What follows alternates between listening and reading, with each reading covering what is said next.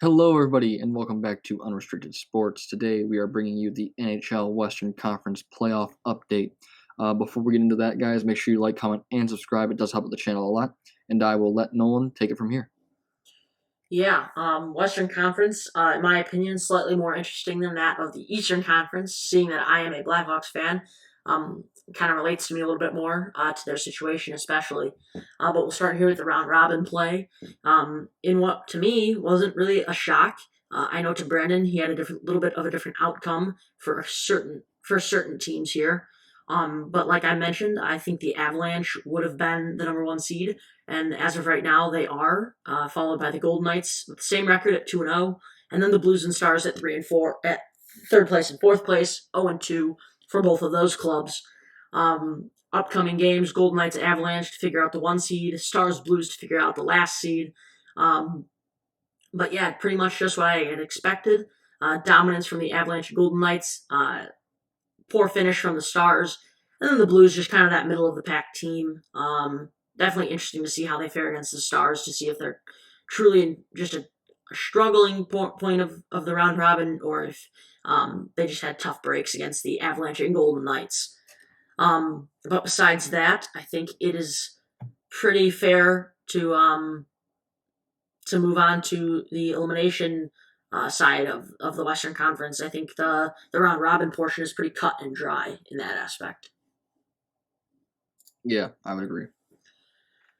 So first up, and I'm super pumped about this, is Blackhawks Edmonton. Blackhawks get the playoff victory. I had predicted this, actually. Brennan, big doubter of this, but I had predicted this. Blackhawks ended up beating the Oilers 3-1 in a 5-game series.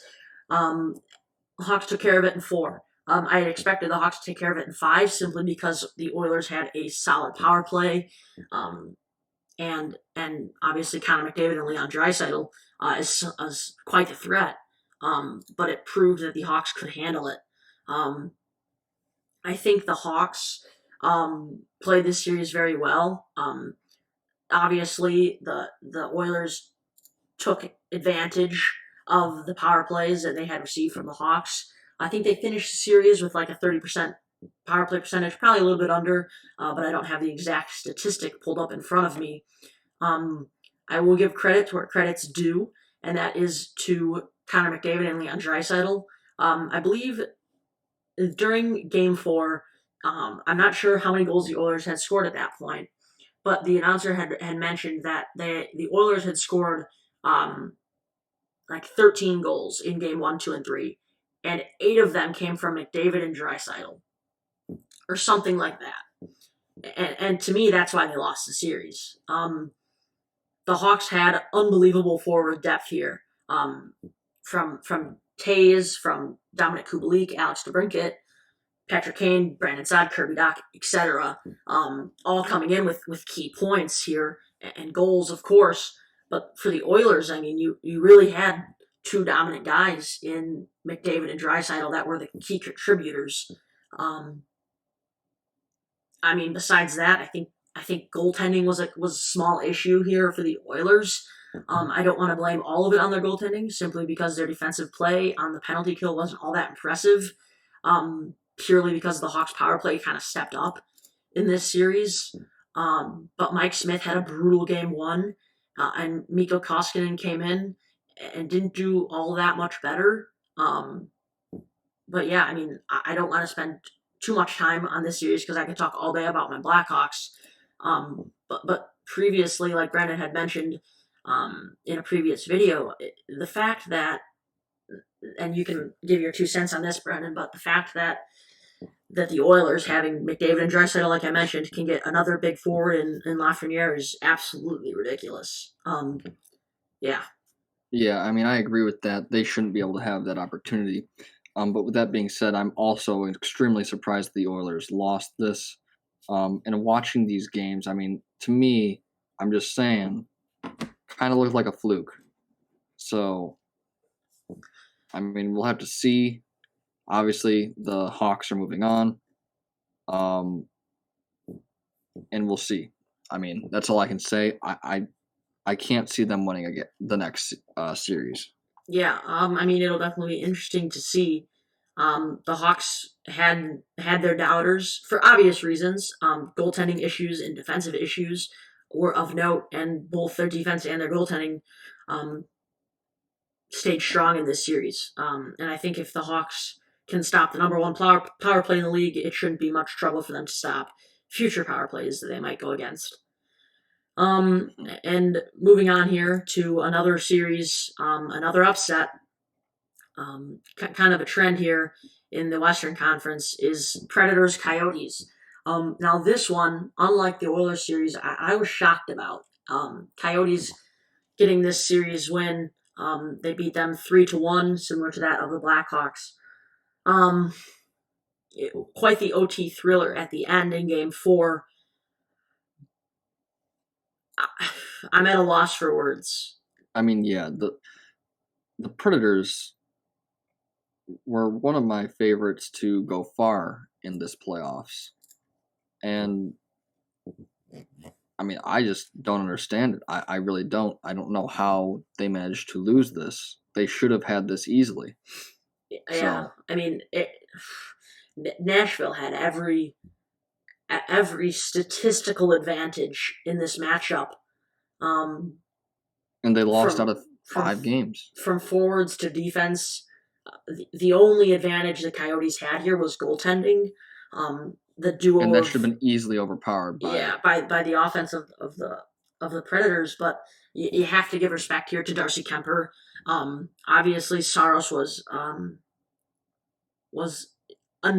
enough in the regular season, but this Coyotes offense showed up in timely manners and in respectable fashion. Obviously, getting the win is big for them.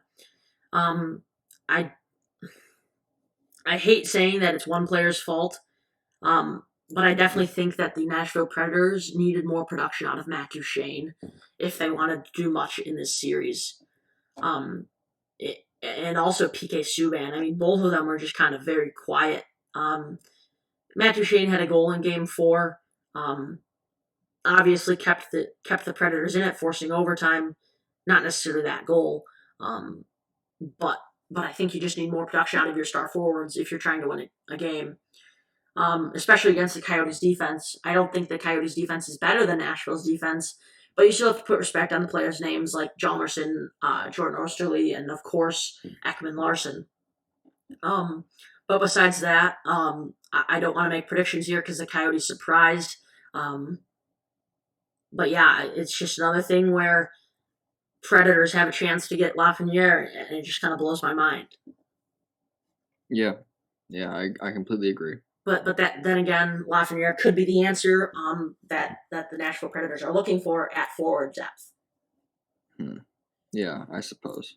So moving on here to a series that just wrapped up, and that is Canucks Wild. Canucks take this series 3-1 in overtime game. A very quick goal in overtime, giving them the win.